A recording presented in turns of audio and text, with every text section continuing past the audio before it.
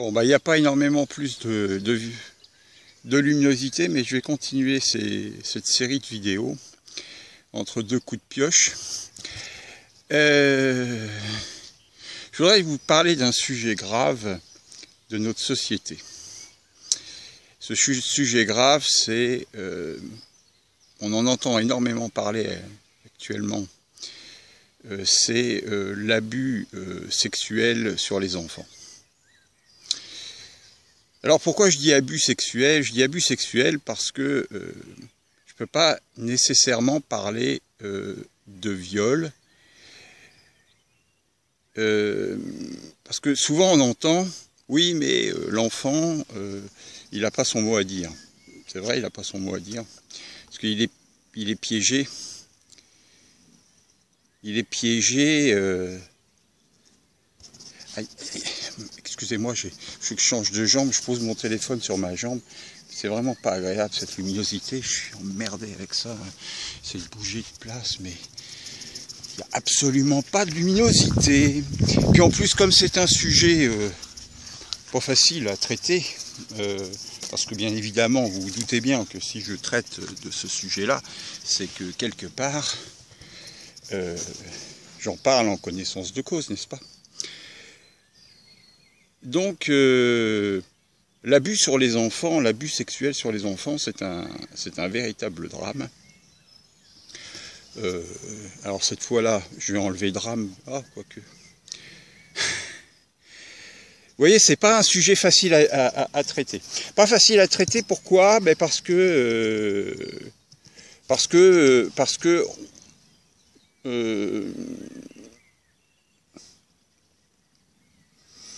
il y a deux poids, deux mesures.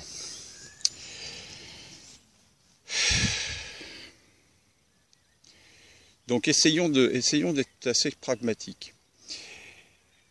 Quand un adulte propose à un enfant, alors plus petit il est, plus c'est délicat évidemment, parce qu'il a le libre arbitre à l'âge de 4 ans, 5 ans, 6 ans, ou bébé,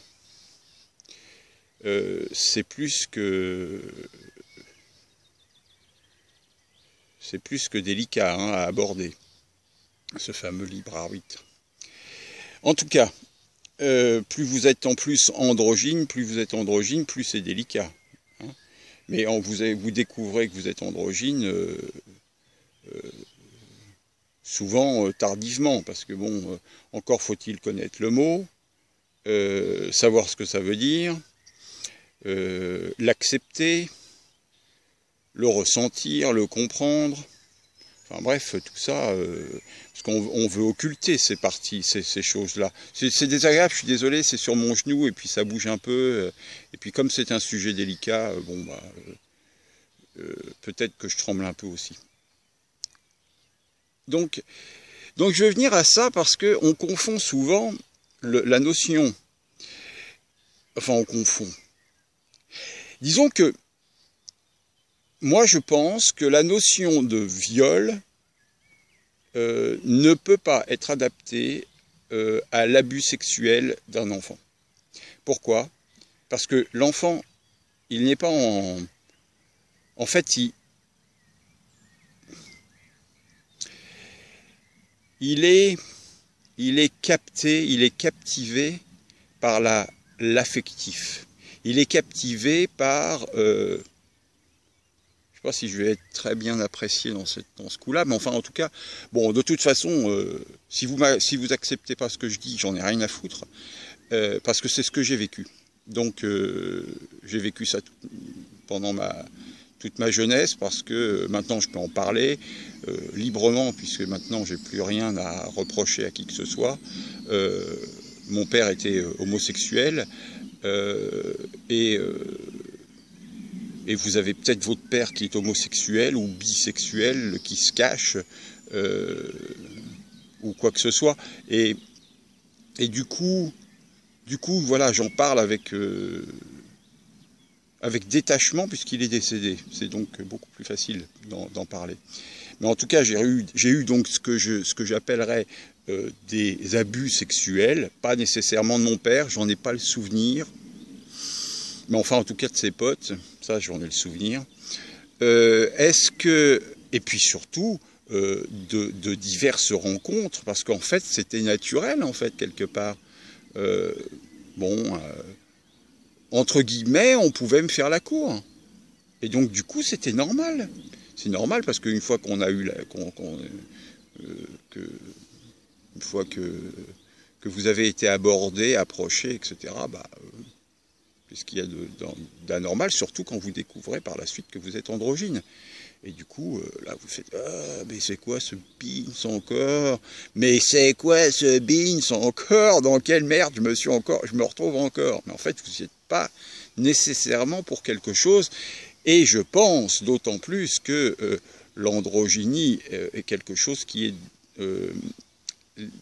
dans le futur, quelque chose de totalement naturel, puisqu'on va vers ça. Et donc, il n'y a pas de souci par rapport à ça. Par contre, toute cette mascarade autour je sais pas comment dire. Non, là, je suis en train de partir dans quelque chose d'autre et c'est pas bon. Donc, je reviens à mon sujet de base. Pour moi, il n'y a pas viol sur un enfant. Il y a abus sexuel. Voilà. Le viol, c'est quand il n'y a pas d'affect. C'est-à-dire quand l'enfant, il est pris dans cet affect. Donc forcément, c'est facile de l'approcher. Vous l'approchez, vous êtes gentil avec l'enfant. La personne en question, elle est gentille avec l'enfant et puis elle lui fait des petites caresses, elle l'emmène se promener. Elle l'invite, elle lui offre du chocolat, entre guillemets, ou des gâteaux, ou quelque chose qu'il aime bien, quoi. Et puis voilà, le tour il est joué. Après, il comprend pas bien, l'enfant, il sait pas bien ce qui lui est arrivé. Il sait que, il a un peu mal. Bon, éventuellement, il le dit qu'il a un peu mal. Mais il ne sait pas expliquer, et puis il sait pas, il va peut-être pouvoir le dessiner, il va peut-être pouvoir l'exprimer, mais ça sera quelque chose de compliqué parce que ce n'est pas, entre guillemets, anormal, puisque il était dans un cadre sensible, un cadre agréable, un cadre gentil, entre guillemets, quoi. Donc ça marche facilement, voilà. Par contre, en vieillissant, à partir du moment où on va rentrer dans l'âge, alors je ne sais pas donner un âge vraiment, mais puis je dirais 15 ans, 16 ans peut-être. À partir du 15-16 ans, et là, on peut commencer à parler de viol. Parce que là, on sait de quoi on parle. Alors, encore plus maintenant qu'avant. Moi, quand j'avais 16 ans encore, quand je vois les mecs de 16 ans, 17 ans aujourd'hui, moi j'étais à 15 ans, 16 ans, j'étais encore un minot, quoi. Un petit gamin. Bon, surtout quand je vois comment je suis aujourd'hui. Donc j'imagine à 15-16 ans comment j'étais. Donc là, à partir du moment où on est en mesure, en capacité de dire non, là on peut considérer que c'est un viol, effectivement. Et c'est pour ça qu'il y a trop de cas de viol, entre guillemets, de porter plainte contre X ou Y pour viol quand on était bébé. Mais en fait, pour moi, c'est pas un viol. C'est pire. C'est pire. Non, c'est pas pire, mais c'est un abus sexuel.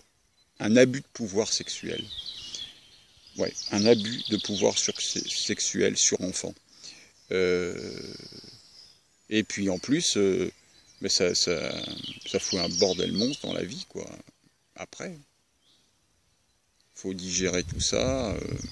Il y a tellement de choses à digérer dans la vie que quand on vient rajouter cette notion-là par-dessus, c'est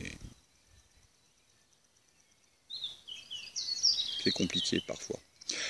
Enfin, j'imagine que c'est compliqué parfois pour beaucoup de monde. Bon, Du coup, je vais pardonner mon père de m'avoir fait découvrir ce que j'aurais peut-être pu éviter. Voilà, et puis je dis paix à son âme. Il est resté longtemps dans l'arbre qui est derrière moi, qui est le cerisier, puis, enfin son âme je parle. Et puis il est parti, enfin elle est partie il y a quelque temps. Voilà, il reste mon beau-père dans le pommier. Voilà, je nous aime, je vous dis à bientôt. Je vais réécouter cette vidéo, voir si j'ose la poser ou la poster ou pas. Mais je pense qu'il faut être très... Il faut faire la différence entre voilà, cette notion. Oh ben, y en a un qui me chie dessus là. C'est pas vrai. Qu'est-ce que c'est que ça? Ça va être le maire là, qui est là-haut. Faut faire la différence entre l'abus sexuel, l'abus de pouvoir sexuel et le viol. Même si évidemment c'est un viol, mais pour moi on ne peut pas le cataloguer comme ça parce qu'il y a une notion de sentiment à l'intérieur, une notion d'affection. Bon, enfin bref, je pourrais épiloguer pendant 107 ans. Je nous aime, je vous embrasse, à très bientôt, au revoir.